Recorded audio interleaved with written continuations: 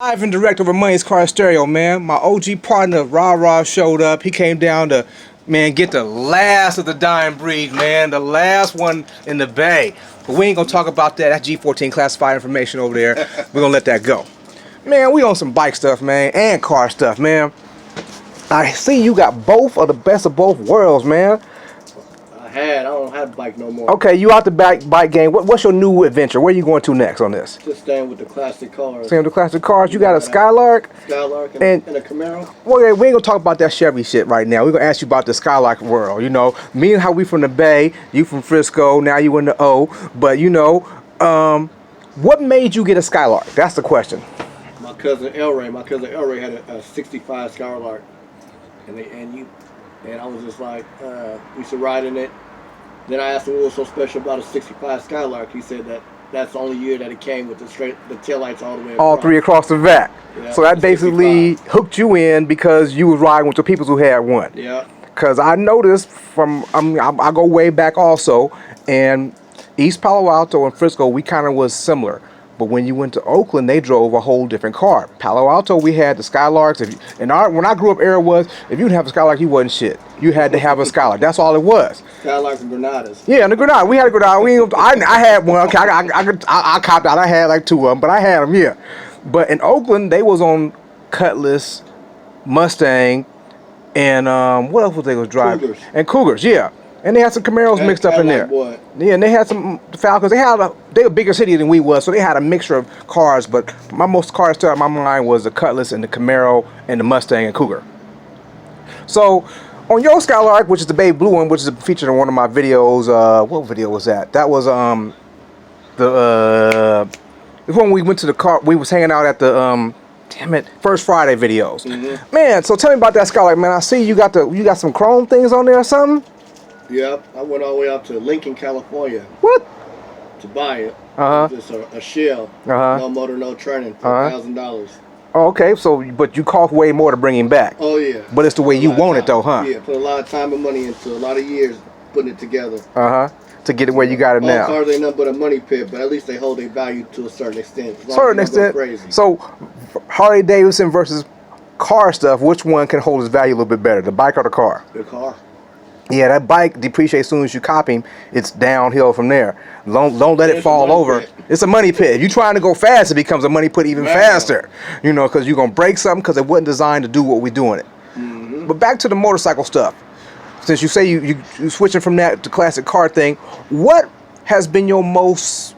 Well, what club was you representing? Are you still in the club? 220. 220? Ride with. Okay. So... on the motorcycle set, what has been your most exciting experience? Racing somebody, going somewhere far distance? You know, what would been something that you enjoyed the most out of that motorcycle stuff? In the early days, riding the Rice Rockets with the Rough Riders. Well, you was a Willie King too? Nope. Cause John was a Willie King, man. Burnout man. You was Burnout man? I was learning how to Willie. What was you on? What kind of sport bike was you riding? GXR 750. Ooh, okay. So we used to race. I love speed. Yeah, I used to race too, man. I had experience that converted me from sport bike to Harley Davidson in an instant. I was racing we wasn't really racing, but we was going from Stockton to Sacramento, running with the Violators. And we got out there racing. I was with Yum Yum. He was on a Suzuki 1000, his favorite color green. And another cat was on some bike, but I didn't know what it was. And we just going, Rob. We just going and going. I'm trying to win. I'm winning by emergency lane, right, left. Go. I'm just go. Somewhere around about Lodi, I go in the middle, the inside emergency lane. I hit a 2x4. And it just like that. That's all it did. And I was just like, didn't think much about it. I kept on going. Meanwhile, I got a Joe Rocket jacket strapped to the back of the bike. I got a half helmet novelty helmet on, white t-shirt on. And I'm just trying to win. I had a 929 Honda. It wasn't no joke. I thought it wasn't no joke until this brown bike pulled up on the side of me, and he looked at me and just pulled away. I didn't know what the hell it was. I'm looking at, you called it.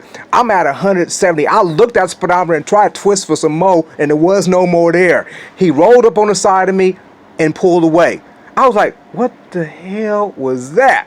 Found out that was a Hayabusa 1300. It was brown and dark brown with some Chinese symbols on the side. And I was like, man, what is that? And he told me. I was like, really? I was like, that day, after I hit that speed bump, that thing in the road, it told me, get off this motherfucker, because you could be up in the tumbleweed laying next to a cow getting whooped to death by that bike as you flip off the freeway. I had no protection on me, no nothing. Man. I switched to Harley Davidson, got slower, but I started creeping back into speed. Started speeding back up, Once you like that speed, it's hooked. It's like drugs. You get hooked. It's hard to come up off of it. So your thing about the best thing about the bike thing was the speed thing. Yeah, racing. When you went to Harley Davidson land, what was it about then? Just cruising. Just cruising? Then you know, then it get the thunderheader. The speed start creeping in again. Speed start creeping on, then you start popping the clutch, and you be like, oh man, it's like riding a rice rocket. Okay. Well, popping the clutch, did you do it with a chain or with a belt? I always had chains on my bikes. Okay, so popping the clutch, you didn't break the transmission case or experience anything like that? No. Okay, well, Nasty told me you got to be on the roll. Manny told me you got to be on the roll when you pop that clutch. Yeah, that's how I do it. Always on the roll. If you do it from a dead standstill, that snapping will make you crack that case. Yeah, but no, always on the roll. On the roll, okay. You know, then going through second gear. So you was basically sliding up and down the street. Yeah. Oh, okay. You heard that, man. I never got that good.